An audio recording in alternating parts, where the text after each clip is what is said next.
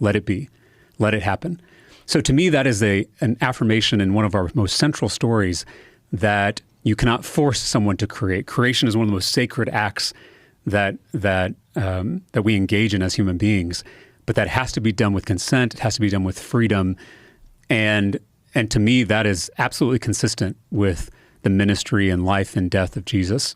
You're arguing for a scriptural basis for abortion. You're not just emphasizing in your politics different aspects of your faith, but you're very much challenging quite widespread interpretations of it.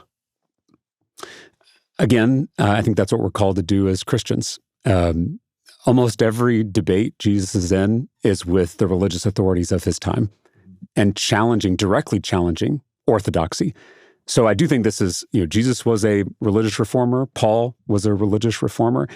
And so I think when we're at our best as Christians, we are challenging religious dogmas and religious supremacy. But, I also try to come at this with humility. On the issue of abortion, I've said before, I don't know what Jesus thought about abortion. The Bible doesn't tell us. The Bible doesn't mention abortion at all. And so, as with many issues that aren't mentioned in the Bible, we have to take Scripture and we've got to try to piece together what we think is what love demands of us on a particular policy question.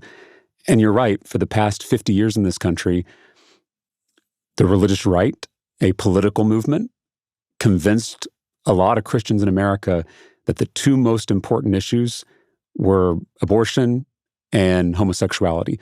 Two issues that aren't really discussed in Scripture. Abortion is never mentioned. Consensual same-sex relationships are never mentioned. And so it's remarkable to me that you have an entire political movement using Christianity to prioritize two issues that Jesus never talked about. And so I'm not saying they're not important. I actually think both of those issues are very important. But to focus on those two things instead of feeding the hungry and healing the sick and welcoming the stranger, three things we're told to do ad nauseum in Scripture, to me is just